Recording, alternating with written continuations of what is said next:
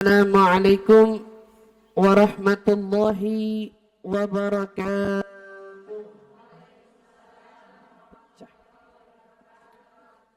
Alhamdulillahi rabbil alamin. Wabihi nasta'inu ala umuri dunya waddin. Wassalatu wassalam ala ashrafil anbiya'i wal mursalin. Sayyidina wa habibina wa syafi'ina wa qurrati a'yunina Muhammadin sallallahu alaihi wa ala alihi wa sahbihi wa sallam. Subhanaka la ilma lana illa ma 'allamtana innaka antal alimul hakim. Rabbi zidna ilma warzuqna fahma amin ya rabbal alamin. Allahumma inna nas'aluka ilman ladunni wal mashraba safiyal haniya wa habiya ghani. Allahumma inna nas'aluka ilman ladunni wal mashraba safiyal haniya wa habiya ghani. Allahumma inna nas'aluka ilman ladunni wal mashrab safi al-haniya wa habya ghani. Nawaitu ta'allum wa ta'lim wa naf'a wal intifa' wal mudhakarah wa tadhkir wal ifada wal istifada wal hitha 'ala tamassuk bi kitabillah wa sunnati rasulillah sallallahu alaihi wasallam wa du'a ila al-huda wa dilalata 'ala al-khair ibtigha'a mardati wa qurbih wa thawabih وحسن الخاتمة مع اللطف والعافية وصلاح العاقبة برحمتك يا أرحم الراحمين آمين آمين يا رب العالمين. Alhamdulillah thumma alhamdulillah. Limpahan syukur bersama-sama mari kita panjatkan kehadirat Allah Subhanahu wa taala yang telah mengumpulkan kita bersama kembali duduk di majelis ini, yang tentunya alhamdulillah semakin hari Allah berikan kepada kita rasa nikmat duduknya kita di majelis-majelis kebaikan, yang menandakan itulah tandanya keimanan di hati kita yang semakin meningkat. Makin nikmat kita merasa duduk di majelis ilmu, makinlah tandanya kita punya iman ini meningkat. Ya insyaallah mudah-mudahan kenikmatan kita yang kita rasa dengan nikmatnya kita duduk di majelis ilmu terpelihara oleh Allah Subhanahu wa taala. Yang insyaallah mudah-mudahan kita bisa terus beristiqamah di dalam majelis ilmu, majelis kebaikan, insyaallah amin amin ya rabbal alamin. Manusia itu banyak tipenya. Ada tipe manusia yang sifatnya pengen senang dirinya sendiri, maunya yang dia lakuin apa aja yang penting dia seneng gitu ya. Biasanya orang-orang yang kayak gini berarti orang-orang yang tipenya mementingkan diri sendiri dan tidak peduli kepada yang lain. Kenapa? Karena dia cuma mau senang buat dirinya. Baik dia melakukan ibadah, baik dia melakukan kegiatan aktivitas hariannya, dia ngelakuin itu semua karena hatinya senang aja. Orang kerja hatinya senang, dia senang dia beraktivitas. Dia jadi ibu rumah tangga, dia senang aja. Dia senang nyapuin rumahnya tiap hari, ngepelin rumahnya tiap hari, ngurusin anaknya tiap hari, dia senang aja, hati dia senang. Tapi untuk apa? Asal itu menyangkut kesenangan dia. Karena dia senang. Kalau dia masuk ke dapur, dia juga senang. Ternyata emang karena hobinya di dapur. Hobi dia ketemu pisau. Maksudnya itu buat motong bawang, Bu, gitu ya. Atau motong-motong yang lainnya gitu. Dia senang sama pisau, senang sama kompor. Katanya kalau udah ada di situ kayaknya tuh enak aja, senang aja. Tapi kadang-kadang orang-orang yang hidupnya cuman kepengen dirinya senang, seringkali ngelupain orang-orang di sekitarnya. Kenapa? Karena dia cuman senang buat dirinya. Ini peringkat, ya anggap peringkat paling bawah. Tapi ada tipe-tipe orang yang bukan cuman senang buat dirinya, tapi dia udah naik level. Yang dia lakuin, dia senang, orang lain juga senang. Dia senang begitu, tapi orang juga senang. Nah, ini tingkatnya lebih tinggi. Kenapa? Karena dia nggak mau senang sendiri, dia mau juga orang lain senang. Contoh, dia lakuin kesenangan di rumahnya itu karena dia juga tahu ini disenangi oleh pasangannya misalnya. Dia nyapu rumah, dia tahu suaminya juga senang bersih. Dia ngepel rumah, dia juga tahu suaminya senang bersih misalnya. Dia masak di rumah, dia tahu suaminya senang masakan dia. Dia masak di rumah, dia tahu anaknya girang kalau dia masak. Nah, mau senang bareng-bareng. Begitu waktu lagi mau jalan-jalan nih, anggap aja dari keluarga doang. Dia bukan nentuin yang dia mau, tapi yang dia tahu semuanya dapat senang. Ini artinya orang yang hebat, yang peringkatnya naik ini, kalau jalan-jalan bukan cuma nyari tempat yang bagi dia senang, tapi apa? Suaminya harus senang juga, anaknya harus senang juga, semuanya dapat senang. Nah, berarti kan ini orang punya perasaan apa? Peduli ya. Setidaknya peduli sama kesenangan orang lain. Masya Allah. Orang lain juga harus senang. Tapi dia nggak lupa untuk dia senang. Kenapa? Karena dia masih ngiringin kesenangan dia. Tapi ada orang yang lebih hebat. Bahkan derajatnya paling tinggi di antara derajat-derajat yang lainnya. Mereka siapa? Mereka orang yang hidupnya cuman berpikir mau nyenengin orang sekitarnya. Urusan perkara dia seneng gak penting. Tapi orang lain seneng. Yang dia tuju suami seneng. Kita ingat ya, pernah dengar kisah Sayyidah Khadijah waktu nikah kan sama Nabi. Ditanya sama orang-orang, gimana Khadijah, kamu seneng gak nikah sama Muhammad? Gitu ya. Kan yang orang tanya perasaan dia kan. Tapi lihat jawaban cerdasnya Sayyidah Khadijah, ternyata memang beliau ini adalah wanita yang memiliki derajat paling tinggi kan. Dia wanita-wanita solehah mulia yang luar biasa dan ternyata memiliki hati yang juga luar biasa. Apa jawabannya? Wallahi demi Allah, saya tidak menikahi Muhammad untuk kesenangan saya. Tetapi saya menikah dengan dia yang hanya kupikirkan bagaimana Muhammad senang bersama dengan saya. Yang dia pikirin apa? Kesenangan orang lain itu. Orang lain senang sama saya. Saya duduk itu bukan tentang saya yang senang, tapi orang itu senang duduk sama saya. Ini kan beda. Beda. Berarti apa? Orientasinya itu emang benar-benar terhadap orang lain. Ini juga Bu, menyangkut kedudukannya para kaum solehin. Orang solehin itu kalau udah kena cinta, cintanya sama siapa? Sama Nabi kan. Kalau udah kena cinta sama Nabi, mereka melenyapkan segala sesuatu yang mereka senangi. Karena yang mereka tuju hanya apapun yang disenangi oleh Nabi. Mereka bukan yang mereka senang. Contoh, ibu datang ke pengajian. Ibu senang. Apa mau nyenengin Nabi? Jujur. Ini kan karena saya kasih bocoran. Ini kan barusan gara-gara saya kasih bocoran. Kita harus jujur sama hati kita. Kita di level saya ngaji karena saya senang. Karena ada orang yang misalnya ngaji karena gak enak sama tuan rumah.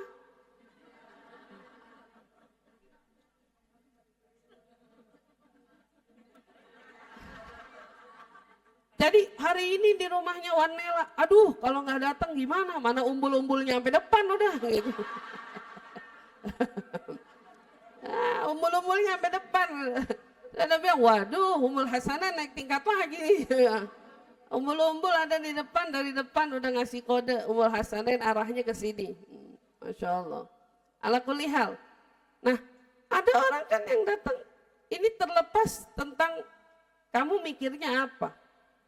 Ada orang bekerja tadi saya bilang di dalam rumah tangganya, dia pikir dia mau senang untuk dirinya kan. Dia bersihin rumah biar bersih, kelihatan enak di matanya. Tapi kalau seumpamanya dia melakukan itu tujuannya, orientasinya karena ingin menyenangkan hati pasangannya, dia naik level kan. Karena sama-sama senang. Tapi kalau dia mau lebih tingkatin lagi, saya begini untuk nyenengin Nabi. Karena Nabi senang melihat wanita rapi terhadap rumah tangganya. Beda. Orang datang ke pengajian, senang. Senang hadir di kajian, sholawatan, senang, pahala. Ya kan gitu. Kita nyaman, naik iman, naik peringkat. Tapi pada saat dia datang ke kajian itu bukan cuma untuk senang dirinya, tapi diiringi mau nyenengin gurunya. Kenapa? Karena kalau saya datang, guru juga ikut senang. Saya senang, guru senang, kan beda. Dia naik tingkat. Contoh, kalau guru saya lagi datang, umpamanya gitu kan. Ini bukan tentang saya suka majelis lagi, kan gitu. Tapi pikiran kita hari itu, kalau saya ada, guru saya senang. Jangan sampai keluar dari mulutnya dia, kamu kemana? Kok kemarin saya nggak lihat? Waduh. Nah gitu. Dan hati kita sebagai manusia, ditanya begitu aja sama guru GR banget. Betul apa enggak? Guru nanya, kamu kemarin kemana? Lishmaro aitik. Padahal kita hadir. Lah ada. Kita bilang, kita duduk di belakang. Ditanya lagi, kenapa nggak ke depan? Memberi isyarat, besok kalau datang tuh mukanya paling nggak nunjukin aja gitu. Oh ya datang. Kita sebagai murid GR-nya apa? Oh berarti dia tungguin muka kita gitu ya. Nah, dia nungguin muka kita, maksudnya artinya dia senang dengan hadirnya kita gitu. Niatnya beda lagi kan. Pada saat seorang hadir di dalam kajian diiringi dengan niat pengen nyenengin hati gurunya. Dia senang, gurunya ikut senang. Wah dapat derajat yang lebih tinggi. Kan gitu. Tapi pada saat dia melakukan itu tujuannya menyenangkan hati Nabi. Wah. Saya hadir kajian itu, duduk di majelis itu karena saya mau nyenengin Nabi. Saya datang karena mau nyenengin Nabi. Semua dapat tuh, ibu hati senang dapat, guru ikut senang dengan hadirnya ibu, tapi ditambah Nabi senang dengan niatnya ibu, nyenengin Nabi. Gitu. Saya datang karena mau nyenengin Nabi. Karena Nabi senang dengan ngelihatnya orang-orang yang duduk di pengajian, mengincar kebaikan, berbuat ketaatan. Kan Nabi senang gitu. Makanya Al-Habib Ali bin Muhammad Al-Habsyi Sahibul Maulid, beliau tuh sampai ngajarin apa? Kalau kamu ngerjain kebaikan, niatin, ya Allah berikan pahala kebaikan ini di dalam shahafah, di dalam catatan buku amal catatan Nabi, biar pahalanya Nabi juga dapat. Artinya apa? Ini udah bukan di levelnya buat kita, tapi buat Nabi aja. Udah ini buat Nabi, semuanya buat Nabi. Ngerjain sedekah aja buat Nabi, apa-apa buat Nabi. Ngapain kamu pagi-pagi datang buat Nabi? Kamu sampai sebegininya sama suami buat Nabi. Udah bukan buat yang begitu. Semuanya dapat. Hati senang, suami senang, lebih-lebih Nabi senang. Nah, kalau udah Nabi senang, ya udah Allah mah nggak usah diukur, nggak usah ditanya lagi. Karena Allah menyukai apa yang disukai oleh Nabi kita Muhammad Sallallahu Alaihi Wasallam, dan Allah bisa murka dengan apa yang tidak disukai oleh Nabi Muhammad Sallallahu Alaihi Wasallam. Maka ingat tuh, kita tipe manusia yang bagaimana? Karena ada manusia yang buruk. Manusia yang buruk yang jangan sampai nauzubillah nasallallahu salama wal afiyah, kita jangan sampai jadi mereka. Itu mereka siapa? Ya itu tadi, mereka orang-orang yang hanya mementingkan kepentingan dirinya dan tidak peduli tentang kesenangan orang di sekitarnya. Contoh, kalau kita lihat orang-orang acuh zaman sekarang ya, kamu kenapa begitu gayanya? Jangan gitu, gak sopan. Bodoh amat. Suka syukur, gak suka ya udah. Nah, ini orang yang gimana? Emang saya orangnya begini. Kalau nggak suka, ya udah urusin aja sendiri. Begitu acuh, begitu tidak peduli, orang mau senang nggak senang, bahkan orang nggak suka, orang tersinggung, nggak peduli. Nggak peduli. Ini bahaya. Jangan sampai ada dari kita di tipe karakter yang semacam ini. Kenapa? Karena kita nggak mau peduli, orang sakit hati, orang tersinggung ataupun tidak, itu bukan urusan saya, urusan kamu. Kenapa Allah jadiin hubungan antara sesama itu menentukan hubungan antara kita dengan Allah? Karena tolak ukur level derajat dari situ. Gimana orang bisa nganggap hubungannya sama Allah baik, kalau hubungannya sama manusia enggak baik.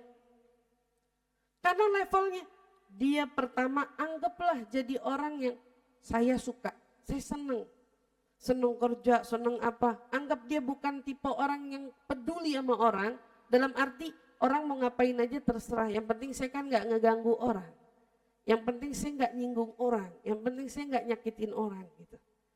Dia nyari senang hatinya tanpa menyakiti hati orang lain.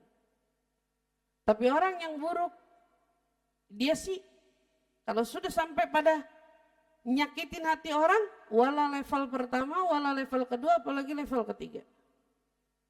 Gak ada, berarti dia di level yang mana? 0, paling bawah.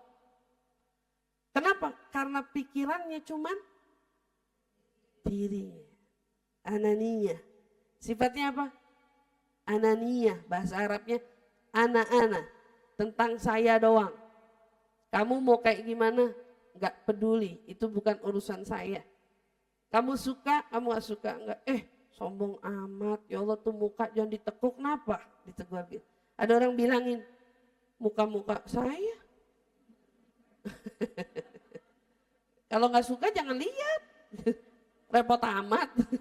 Kan gitu.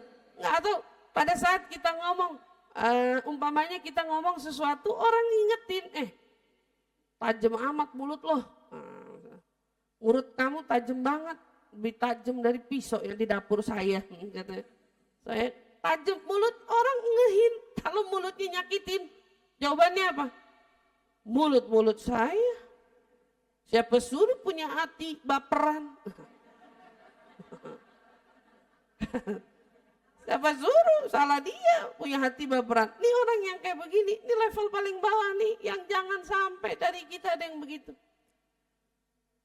Karena setidaknya kalau kamu pun belum ada di level kedua ataupun level tertinggi yang ketiga, setidaknya kamu ada di level 1. Senang sama diri kamu sendiri boleh, tapi jangan nyakitin orang lain. Tapi jangan menjadi orang yang egois demi kepentingan dan kesenanganmu, kamu mengorbankan kebahagiaan orang lain. Gitu. Kayak di rumah misalnya. Senangnya ibu apa? Senangnya ibu rebahan.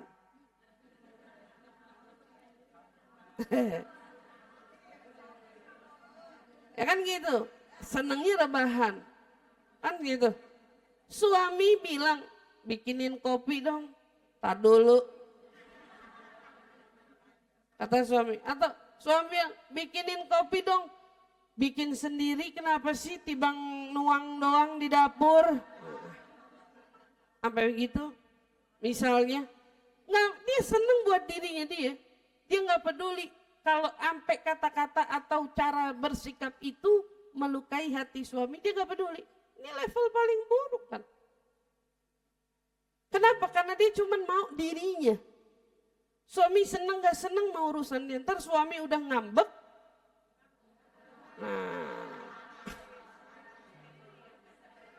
Entah kalau suami udah kena ngambek, misalnya suaminya udah ngambek sama dia, cakep banget jawabannya. Ini kan untuk yang level paling bawah. Ibu-ibu kan nggak ada di sini.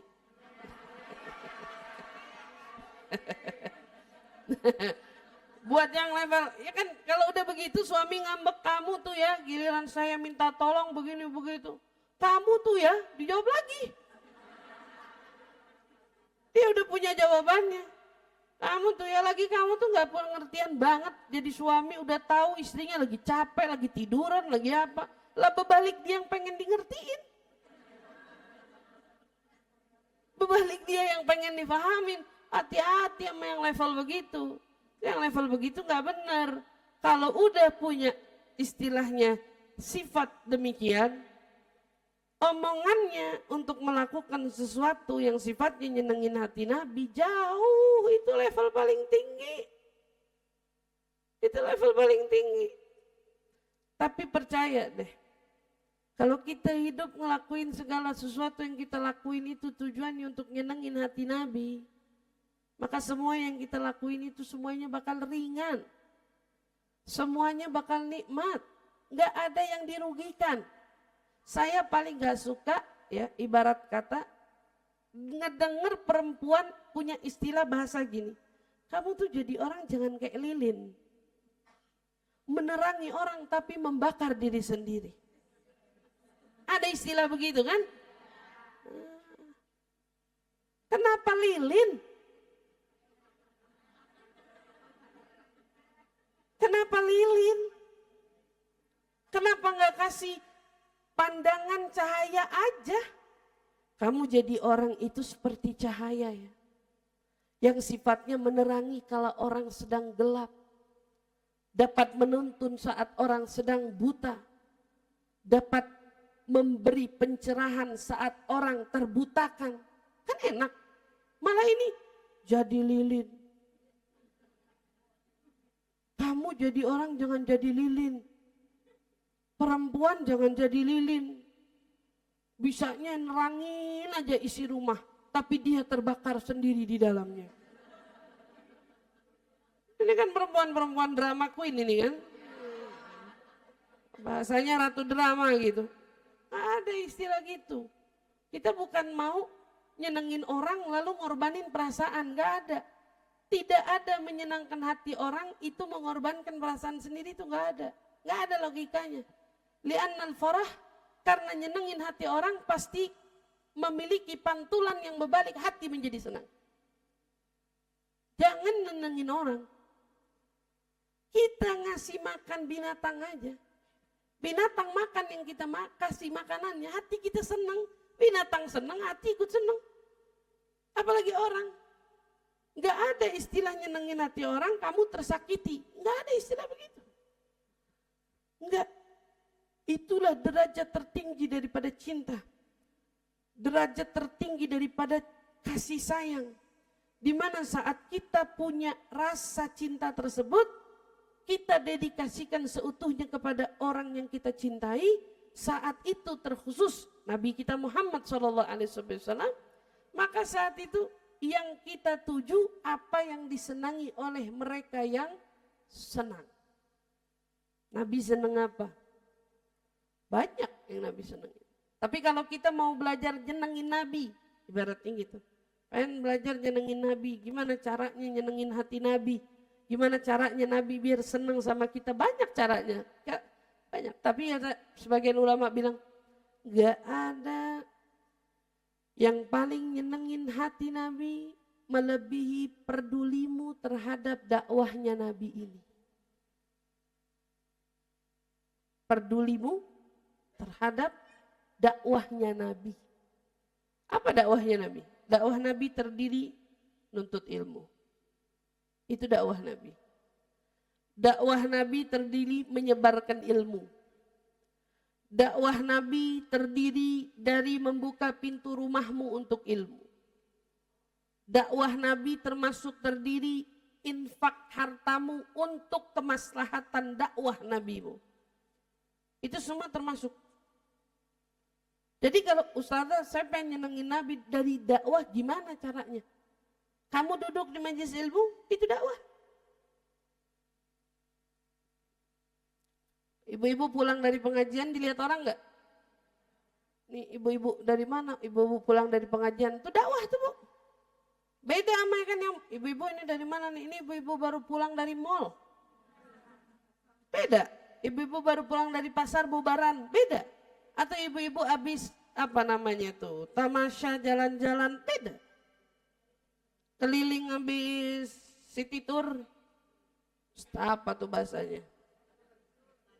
Study tour. Ibu-ibu udah gak study tour.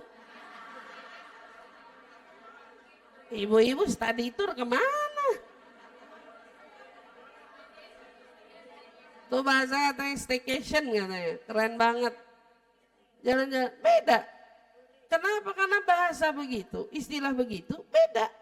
Bubarannya pun orang ngecapnya beda. Tapi pulang dari pengajian, orang baru lihat aja, nih ibu-ibu bubaran dari pengajian. Ibu-ibu bubaran dari pengajian. Orang yang jalan lagi mau kerja, lihat, enak ya kalau bisa kajian. Baru begitu doang dakwah. Subuh-subuh datang udah rapih. Pagi-pagi abayaan kan. Rumahnya udah dirapiin kan tuh. Suaminya udah dirapiin kan. Udah tuh rapih dah. Bawa semuanya. Masya Allah tabarakallah. Dari malam udah diempok-empok, udah dirapiin pokoknya. Udah rapi pokoknya, semua udah beres ya. Jalan pagi-pagi.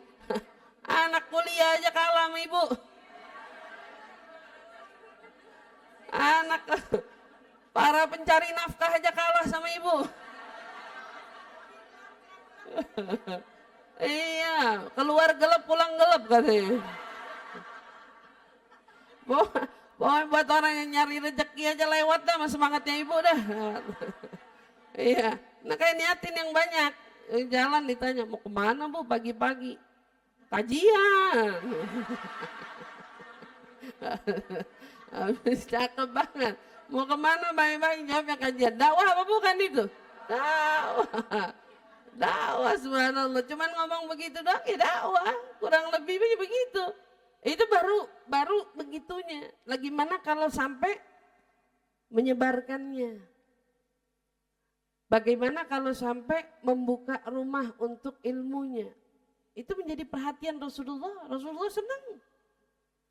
Bagaimana dengan kita mendedikasikan diri kita sebagai orang yang peduli terhadap itu semua, dan itu bagian part yang paling menyenangkan hatinya Rasulullah Sallallahu Alaihi Wasallam. Makanya dibilang di qasidahnya Habib Umar ya, salah satu qasidahnya Habib Umar tuh pernah bilang gini, Tariqi khairil wara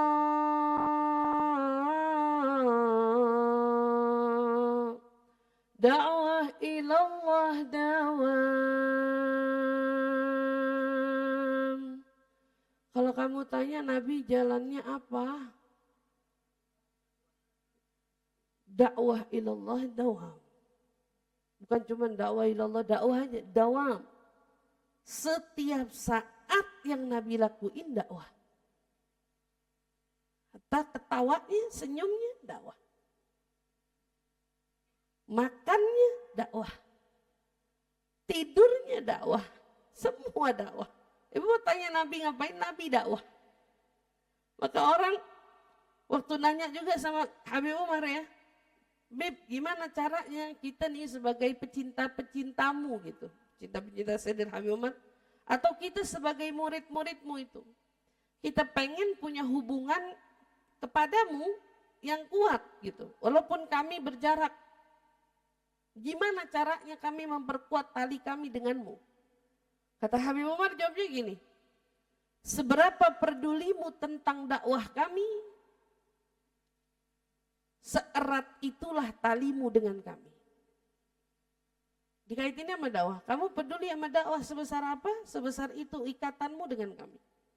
Seberapa acuhmu terhadap dakwah, sejauh itu pula hubunganmu dengan kami. Kalau udah dengar jawaban kayak gitu, kita ibarat kata sebagai murid yang tentunya ingin memiliki ikatan kepada dia, kepada guru, takut betul. Kenapa? Ya udah, gimana caranya selalu melakukan apapun yang kita bisa lakukan dengan dakwah. Udah dakwah aja dakwah. Kenapa? Karena yang kita kejar mau siapa yang kita tuju? Nyenengin Nabi besar Muhammad Sallallahu Alaihi Wasallam. Dan ini pesan saya juga buat ibu-ibu. Kadang-kadang yang pada buka-buka pengajian, ada masalah, ada apa, pengajian mah dihadapin aja. Pasrahin aja sama Allah. Karena kita nggak sedang lagi mencari apa? Perhatiannya manusia. Kecuali kita ini sedang berusaha menyenangkan hatinya Rasulullah. Udah lihat aja. Kalau bisa ada di level itu, insya Allah kita bakal berada pada derajat tertinggi itu. Kita pengen. Udah bukan tentang yang kita senang. Udah bukan tentang levelnya nyenengin orang biasa. Tetapi levelnya sudah pada tahap menyenangkan hati Nabi kita Muhammad Sallallahu Alaihi Wasallam. Maka ibu-ibu yang pada semangat kajian, hadir kajian, ya, sekadar mengingatkan dan sebagai terus menegaskan, ibu semangat di sini, ibu jangan pernah lupa tanggung jawab di rumah. Karena biar gimana juga, Nabi juga pasti senang dengan apa yang kita lakukan di rumah. Suami, anak, kebutuhan rumah tangga, dan lain sebagainya dijaga, diiringi dengan ibu ngaji. Masya Allah, kata Nabi, ini orang siapa sih? Mau masuk surga bareng paling depan kayaknya sama saya nih gitu. Di mana-mana kelihatan mukanya dia lagi gitu. Amin ya Rabbal. Insya Allah semangat kita bisa nganterin kita dengan tujuan kita yang insya Allah semakin kita murnikan tujuan dan niatan kita. Bukan duduk di majelis ilmu hanya karena kita senang. Tetapi kita duduk di majelis ilmu karena yang paling utama ingin menyenangkan Nabi besar kita Muhammad Sallallahu Alaihi Wasallam. Insyaallah amin ya Rabbal Alamin. Kita mau lanjut daripada kajian kitab Safinatun Najah. Ya, kita belajar dari fiqhul ibadah, fikih terkait bab, kita udah masuk di bab sholat ya. Dan kita bahas kemarin tentang tasydid salam atau tasydid lain-lainnya.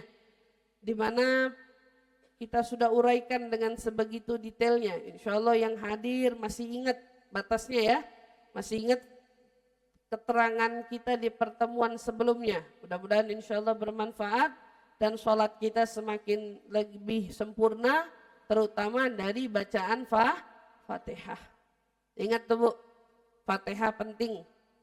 Jadi kalau kita berasa ada dari bacaan Fatihah kita yang masih belum sempurna, tolong dikejar untuk dipelajari dengan sebaik-baiknya tajwidnya. Seringkali orang itu keselip sama an'amta.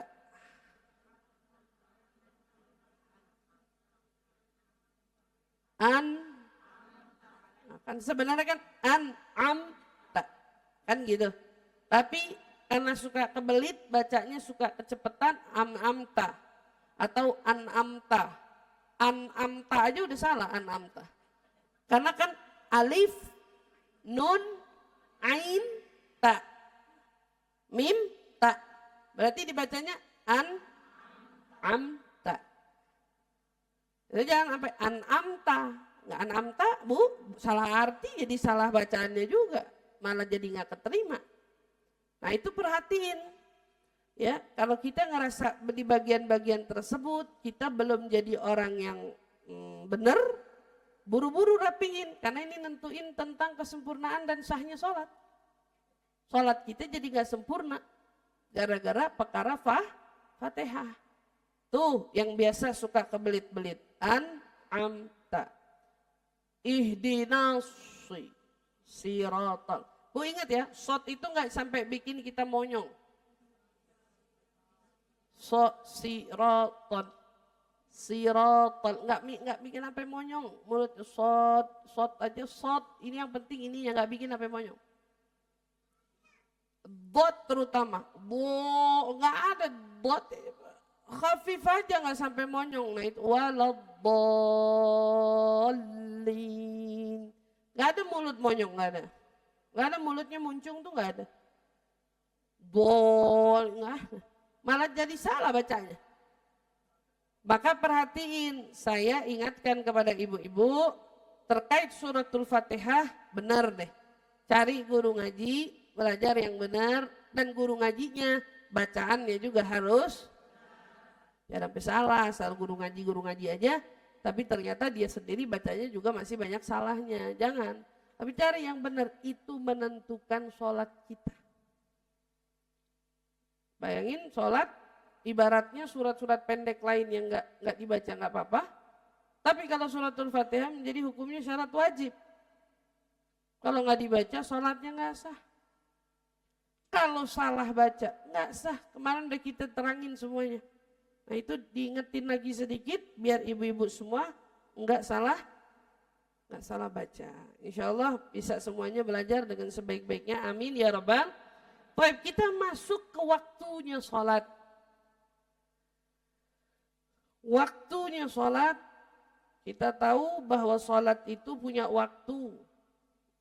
Inna sholata 'alal mu'minina kitabun mawquta.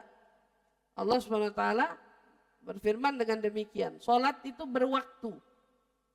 Nggak bisa orang milih sholat sesuka hatinya. Saya pengen zuhur habis gini, ternyata tuh waktu masih jam 8. Gara-gara apa? Zuhurnya banyak kesibukan. Misalnya, mau sholat zuhur duluan. Bahkan ada yang sampai sholatnya gabung isya aja, sampai isya kita udah duluan. Ada loh aliran sesat sampai begitu. Aliran sesat sampai yang ngebutain kita waktu. Sholat kapan aja. Ternyata Islam tidak demikian. Kalau waktu itu tidak menjadi bagian yang penting, Allah tidak akan menyebutkan beberapa waktu terkait di dalam ayat-ayatnya. Nah, kesimpulannya ulama fiqih Syafi'i telah membagi sebagaimana kita tahu sholat itu ada 5. Berarti karena sholat ada 5, waktunya pun ada 5. Clear? Ustazah bukannya waktunya ada 3. Waktu apa? Waktu apa? Pertanyaannya. 3 ada waktu apa? Oh, pagi, siang, sore. Terbalik, pagi, siang, malam. Ada yang begitu?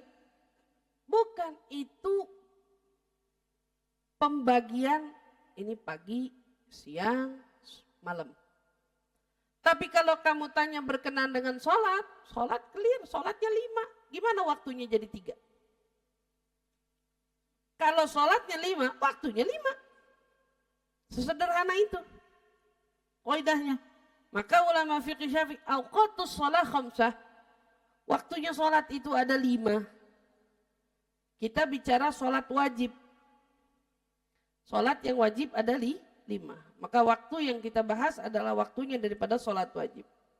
Apa sholat yang kita mau bahas pertama? Awwal waqti zuhri zawalu syams wa akhiruhu masiru dhilli syai'i mithlah ghairi dhillil istiwa. Pertama kita mau bahas waktu zuhur. Dulu Bu, nggak kayak sekarang. Kita kalau mau lihat waktu sholat tinggal ngetik HP keluar. Ya kan? Tapi orang dulu biasanya kalau ibu lihat di masjid itu di atas ada bangunan kecil, panjang, dia tuh emang nyediain. Seperti ada tiang panjang menjulang, nah itu nanti dia akan jadiin tolak ukur masuknya waktu. Karena dia akan ngelihat di situ. Nah, ini kalau di kampung-kampung mungkin saya rasa masih ada di beberapa wilayah, tapi kalau di kita zaman sekarang udah kagak ada. Nah, ngelihat sebenarnya gampang aja ngukur waktu. Kenapa kita perlu belajar perkara masuk dan keluarnya waktu? Kali-kali. Ini kan kalau bicara kali-kali. Ibu lagi jalan-jalan pakai kapal cruise. Keren kan? Keren apa kagak? Iya, kali. Kalau nggak pakai cruise, pakai sampan deh. Nah, pakai penisi, nginepnya di mana? Di laut. Nah, orang di laut ada sinyal apa kagak? Ayah saya Allahyarhamun dulu senang banget mancing. Kalau dia mancing 2 hari nggak bisa ditelepon. Ada di tengah laut. Ya, bingung sama orang hobi mancing ya. Ombang-ambing di laut. Bukan nelayan, kalau nelayan profesi. Nah ini hobi. Hobi bengong nungguin ikan. 2 hari nggak pulang. 2 hari nggak bisa ditelepon. Bayangin aja, nggak kebayang gitu, 2 hari. Nah, pada saat-saat kayak gitu, waktu itu kalau kita sekarang punya jam tangan gitu ya, tapi kira-kira sudah ada. Tapi kalau ibaratnya nggak ada, maka kan kita perlu belajar waktu itu masuknya kapan. Kita bicara dari zuhur. Awal waktu zuhri. Zuhur, masuknya waktu zuhur itu adalah pada saat zawalus syams. Zawal artinya apa? Tergelincirnya matahari. Kita tahu matahari terbit dari timur. Kan kita tahunya gitu, matahari terbit dari timur. Timur mana sih? Anggaplah timur sana. Mana sih barat? Timur sana. Benar? Timur sana. Anggaplah timur sana, matahari naik. Ini matahari ini naik terus makin naik sampai nanti dia tuh ada di tengah. Ini sebutnya pada saat dia di tengah, lewat dikit matahari namanya tergelincir, ngelewatin batas tengahnya, kegelincir. Ghairu dhillul istiwa. Dhillul istiwa ini apa? Dhillul istiwa itu bayangan tepatnya matahari ada. Nah, misal contohnya ini matahari lagi tepat di tengah. Matahari bulat kan? Lagi tepat nih di tengah batasnya, di tengah-tengah kepala kita, tengah-tengah langit. Dia pas lagi di tengah ada namanya dhillul istiwa. Bayangan kontras dari dia di tengah ini. Dikit, paling cuman berapa senti gitu. Dikit. Nah ini yang dikit ini jangan kamu hitung. Kapan kamu ngitungnya? Dia udah kegelincir, udah lewat. Dia udah lewat, nah makanya pada saat waktu istiwa inilah yang selalu diingetin sama ulama, hati-hati kalau ketelatan duha, jangan sampai udah mau zuhur baru sholat gitu. Karena di situ waktul hurum, itu waktu nggak boleh sholat. Gitu. Tungguin dia sampai ngegelincir, gelincir lewat dikit. Itu masuk waktu zuhur. Biasanya kalau pakai penanda itu ada atas nanti kelihatan. Karena matahari itu biasanya begitu dia ada di tengah, bayangannya tepat ada di tengah. Habis tuh bayangan hilang karena ada di tengah. Nanti keluar lagi begitu dia kegelincir. Mulai nih, naik. Bayangan. Naik. Ini berapa tingginya? Ibu pasang, misalnya ada besi atau ada kayu panjang. Berapa? Oh, semeter tingginya. Naik lagi. Waktu kan berlalu nih. Naik lagi. Sampai waktu habisnya. Kapan waktu habisnya? Waktu habisnya masiru dhillu syai'im mithlah. Begitu panjang bayangan itu sama persis dengan panjangnya tiangnya. Jadi panjangnya semeter, tiangnya semeter, bayangannya semeter. Habis waktu zuhur. Paham Ibu? Ya. Nah, itu jangan. Ini ibaratnya contoh tiangnya. Atau kita nggak mau pakai tiang, pakai badan kita sendiri deh. Kita bisa ngukur. Persisnya. Begitu panjangnya sama. Ghairu dzilil istiwa. Ingat. Bayangan istiwa tadi yang tipis sekitar berapa senti, jangan kamu hitung, anggap nggak ada. Berarti kalau panjangnya dia semeter, pasti akan ada semeter lebih dikit. Ngerti kagak? Ngerti nggak? Nggak ngerti? Ngerti nggak?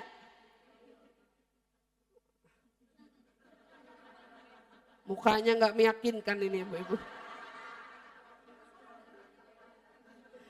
Ibu-ibu mukanya nggak meyakinkan. Besok-besok saya pakai proyektor di sini. Gitu. Kira-kira begitu. Jadi matahari ibu nanti ibu lihat aja. Ibu kalau jalan lagi terang begini, ada bayangan nggak? Sekarang masih ada waktu zuhur nggak? Masih. Kalau ibu berdiri, bayangannya ibu itu nggak akan sepanjang berdirinya badan ibu. Yang di luar tes aja. Kenapa? Karena yang kita tahu, berdasarkan kita yang tahu, asar belum masuk nih. Gitu. Nah tapi kita mau ukur yang disebut dengan kalau masuknya waktu asar, begitu bayangannya sama persis tingginya seperti tubuh ibunya. Habis waktunya. Kalau waktu zuhur habis berarti masuk waktu asar. Jadi begitu. Tiap kali waktu sholat itu habis berarti menandakan masuknya waktu sholat selanjutnya. Paham sampai di sini? Kemudian setelah waktu zuhur wa awwalu waqti asri berarti awal masuknya waktu asar idza shara dhillu kulli syai'in mithlah wa zada qalila. Kapan masuknya waktu asar? Begitu masuknya waktu asar, habisnya waktu zuhur. Jadi asar masuknya begitu kita punya bayangan sama persis tingginya lebih dikit. Dikit. Asar. Jadi besok kalau jam tangan tinggalan. Lagi mancing. Kali ada yang mau mancing. Lagi mancing. Lagi camping di gunung. Ayo. Ada sinyal nggak gunung? Yang suka jadi pendaki-pendaki? Ada. Ya kalau ke Gunung Cisalak mah ada gitu. Gunung apa namanya itu? Gunung Putri. Gunung apa tuh yang situ puncak dikit? Apalah itu namanya? Ya Gunung Salak betul. Gunung Salak dekat kan? Gunung Salak. Ya Gunung Salak banyak sinyal, orang banyak villa. Tapi kalau yang teman-teman naik gunung yang sampai ekstrim-ekstrim, mana ada sinyal? Sinyal dari mana? Susah. Nah, itu ibaratnya pelajaran ini kadang-kadang perlunya untuk itu. Asarnya masuk berarti dengan keluarnya habisnya waktu zuhur, masuknya waktu asar. Taib, asar terus. Bayangan kita akan lebih manjang. Lebih manjang. Terus dia lebih panjang. Tapi nanti begitu kita mau lihat kapan akhirnya. Ghurubus syamsi. Sekarang udah bukan tolak ukur bayang. Tapi tentang matahari terbenam. Kita kalau di sini lihat matahari terbenam di mana? Nah, laut. Berarti nggak ada penghalang gunung, nggak ada penghalang bangunan, nggak ada apa. Biasanya kita lihat namanya sunset. Ya. Kan sunset biasanya, betul. Matahari. Kita lihat nih bulat nih, turun, turun, turun. Ya kan? Makin menguning, turun, turun. Kelihatan nanti sisa dikit, turun, turun, turun. Sampai tuh bulat, nggak kelihatan lagi. Itu disebut ghurub, terbenam. Berarti ibaratnya kalau tuh matahari bola, benar-benar udah tenggelam, udah terbenam, disebut masuk waktu maghrib, habis waktu asar.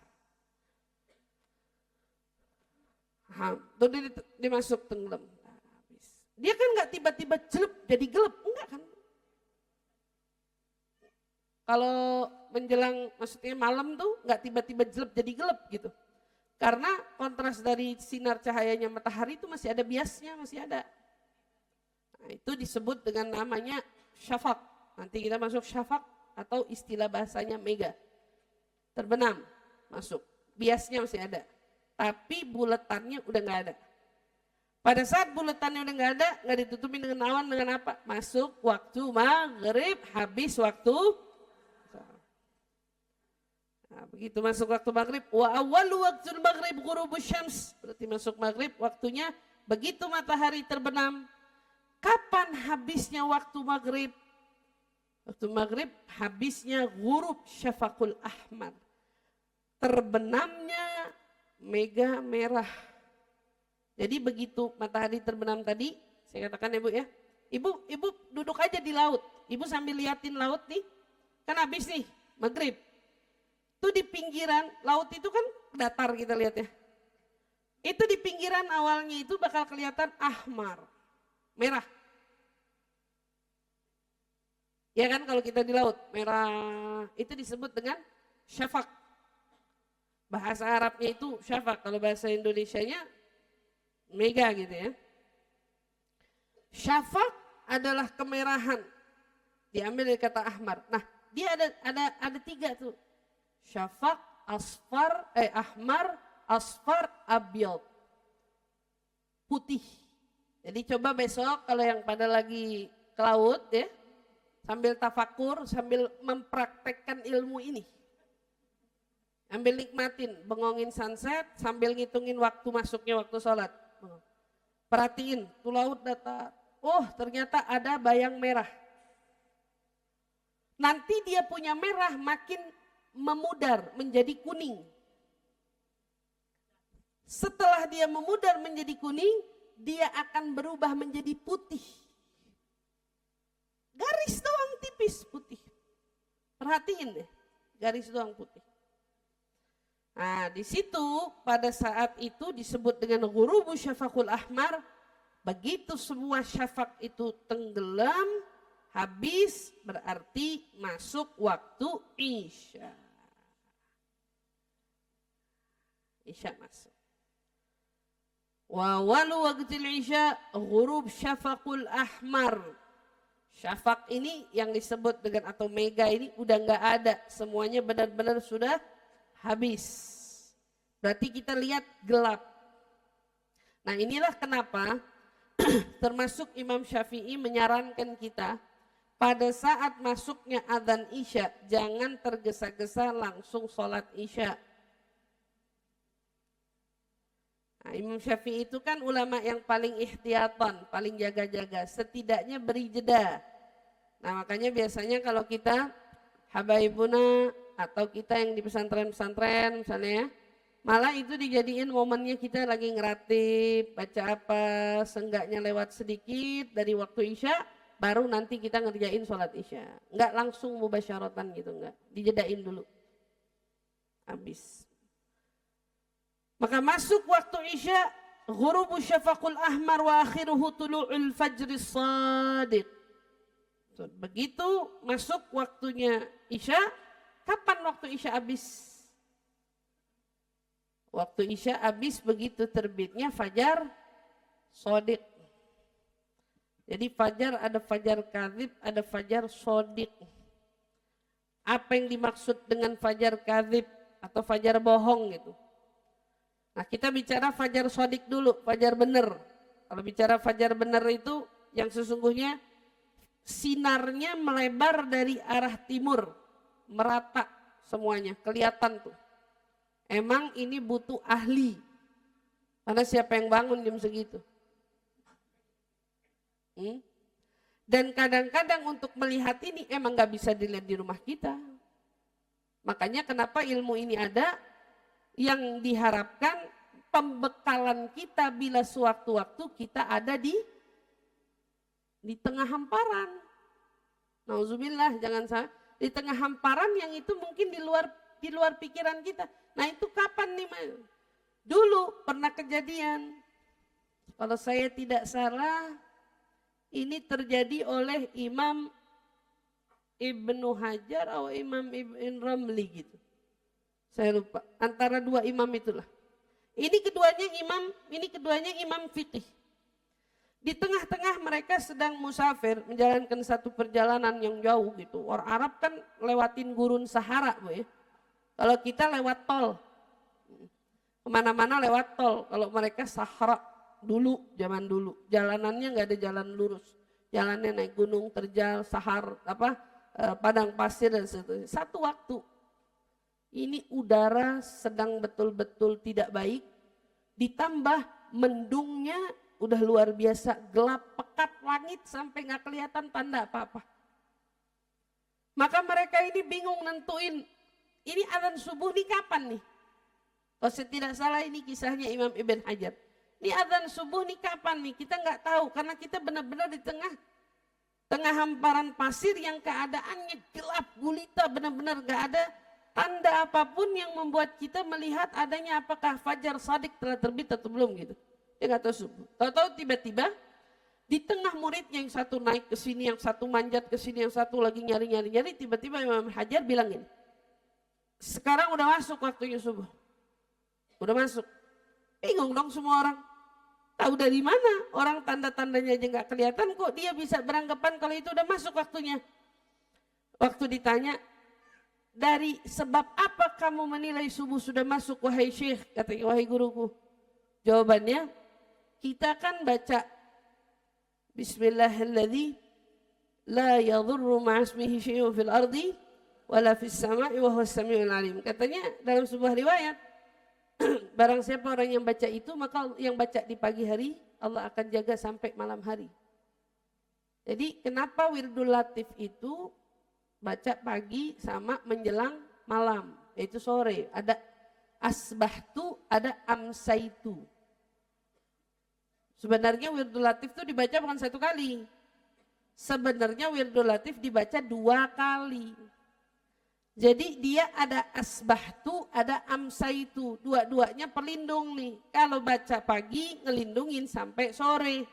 Kalau baca sore ngelindungin sampai apa?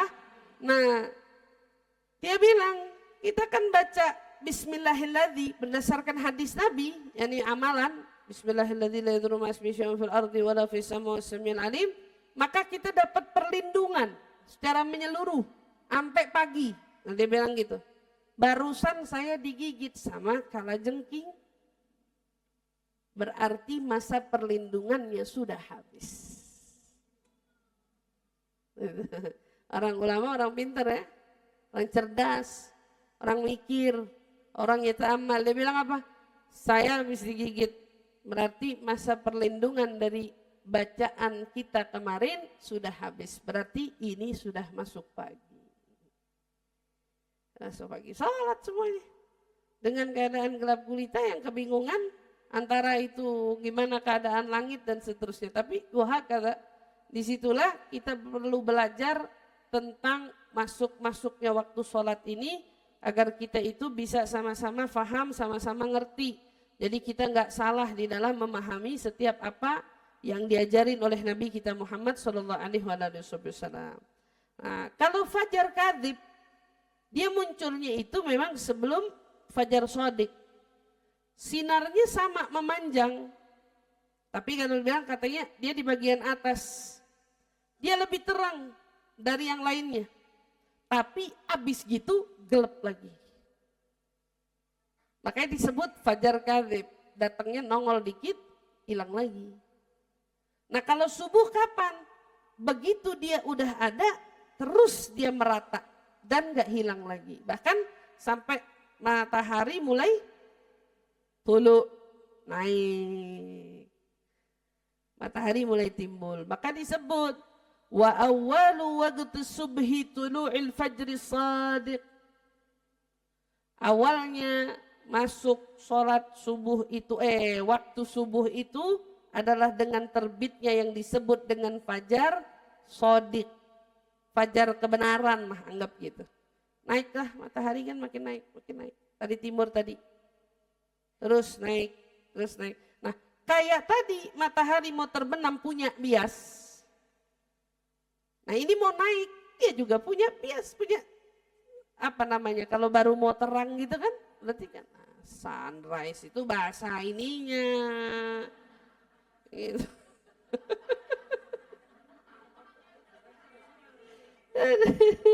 Sunrise itu pada pinter-pinter ya bahasa Inggrisnya. Gitu. Matahari kan naik, nah dia mulai mengeluarkan pantulan sinarnya, wah, wujudnya mulai keluar kan, tapi makin naik, tulu'ul fajar, naik, naik, naik. Ini baru fajar, baru cahaya. Matahari munculnya kapan? Itu matahari justru tulu'ul syams, begitu matahari naik, habis waktu subuh. Disebut syuruk, asyraq, naik, ketemu matahari, nongol dia. Mataharinya keluar, habis waktu subuh. Habis waktu, kan biasa berarti ini Ibu, kalau mau pagi tuh, kita duduk di rumah misalnya kita liatin aja awan. Ini awan mulai terang, tapi kan gak langsung jelek tiba-tiba terang, bertahap kan. Kelihatan, makin kelihatan. Nih setengah jam berapa kira-kira? Anggaplah jam 5:04 misalnya gitu. 5/4 dianggap sekarang gitu. Lihat ini mulai terang, mulai terang. Tuh mataharinya belum nongol. Mataharinya belum nongol, tapi ntar begitu dia nongol, tadi lagi ngelihatnya. Kapan? Kalau kita lagi di tengah laut tadi. Kita bisa lihat, oh tuh matahari udah mulai keluar.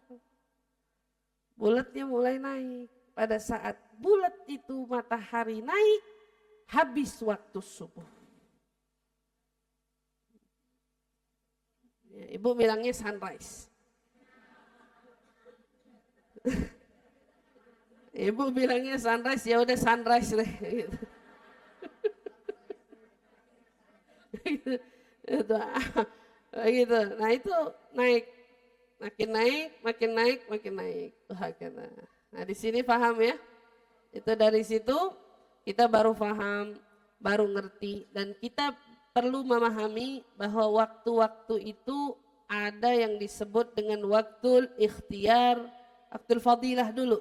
Dalam sholat ini Bu, sedikit kita uraikan, dalam sholat itu ada yang disebut dengan waktu fadilah, itu disebut dengan waktu yang paling utama untuk kita kerjakan sholat.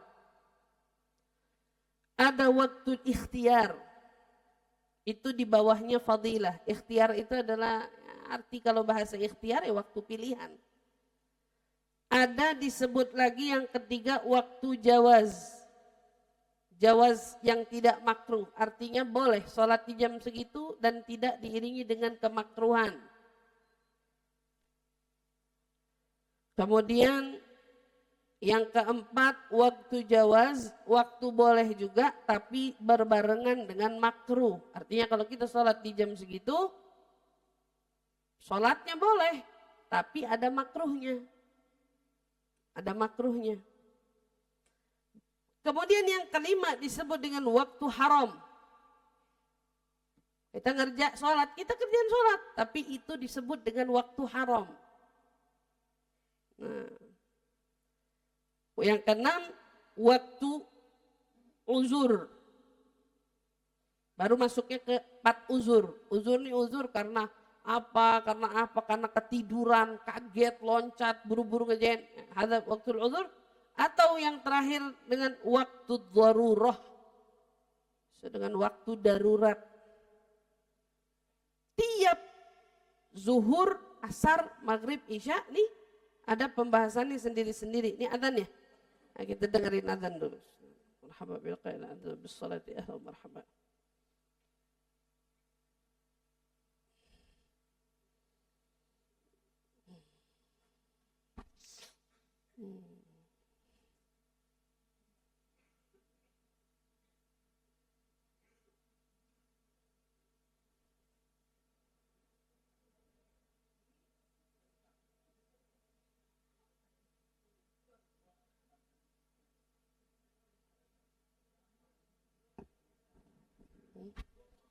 Kedengeran ya?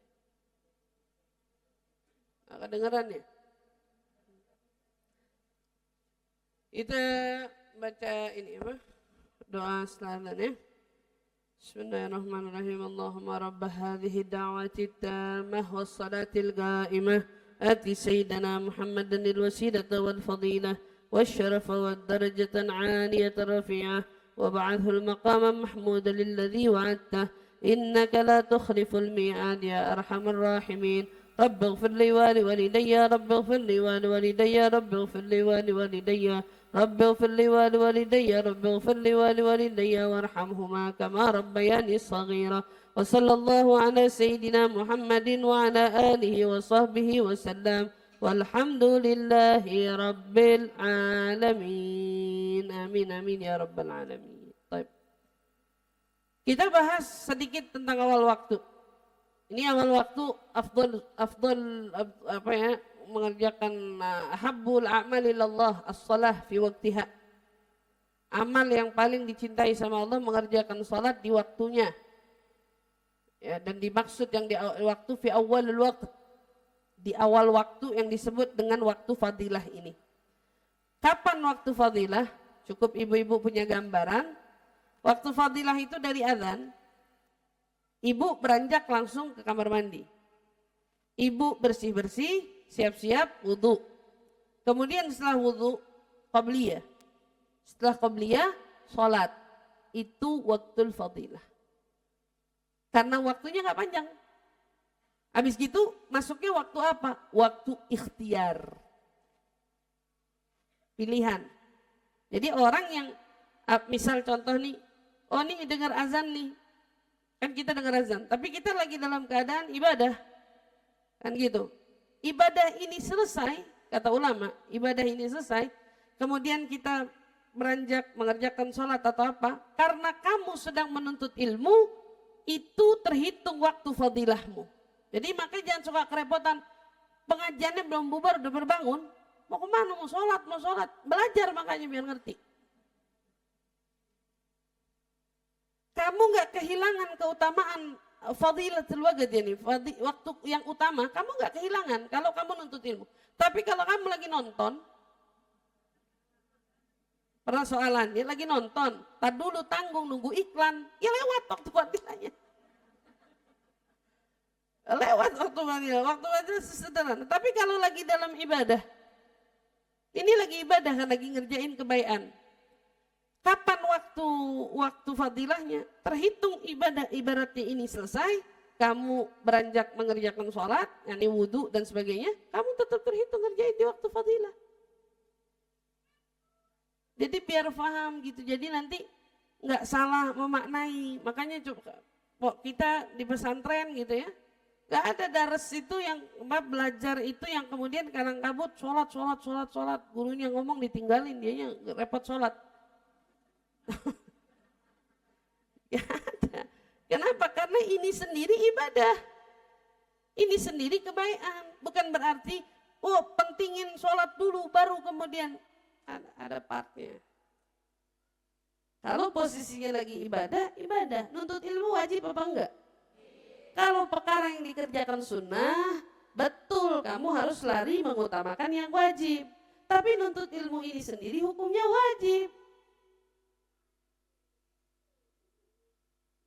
Wajib, nuntut ilmu wajib. Jadi duduk dulu sejenak setidaknya sampai tuntas, selesai, beranjak, bangun, ngambil air wudhu, kemudian sholat. Kamu dapat waktu fadilah. Lewat dari situ pun namanya disebut waktu ikhtiar, waktu pilihan. Kamu ngerjain di situ, enggak dosa. Masih terhitung boleh, enggak ada masalah. Waktunya masih sangat cukup, masih ada banget. Kelihatan. Nah kalau kita mau ngambil di waktu penjelasan satu persatu, insya Allah nanti saya jelasin pada pertemuan kita selanjutnya. Karena kan tiap waktu berbeda-beda. Jadi ibu tahu kapan waktu makruhnya asar. Kapan makruhnya ini misalnya. Jadi ibu paham. Insya Allah nanti kita jelasin di pertemuan selanjutnya. Tapi setidaknya ibu udah paham satu bagian yang disebut dengan waktu fadilah. Memang itu amal yang paling dicinta oleh Allah Subhanahu Wa Taala. Jadi saat kita di rumah, kita sedang tidak berbuat apa-apa, kita sedang dalam keadaan menganggur, hanya sedang memegang handphone saja dan lain sebagainya. Kalau udah dengar adzan, kata Sayyidatuna Aisyah radhiyallahu ta'ala anha, saya dengan Nabi SAW lagi bercengkrama nih, lagi bercanda, lagi ngobrol. Tapi begitu adzan berkumandang, Sayyidina Bilal adzan Allahu Akbar. Itu dua-duanya bangun, kata Sayyidah Aisyah, kayak Nabi nggak kenal saya nggak kenal Nabi. Perkara sholat lebih penting daripada itu. Padahal lagi bercengkrama berdua sama Nabi, enggak bangun.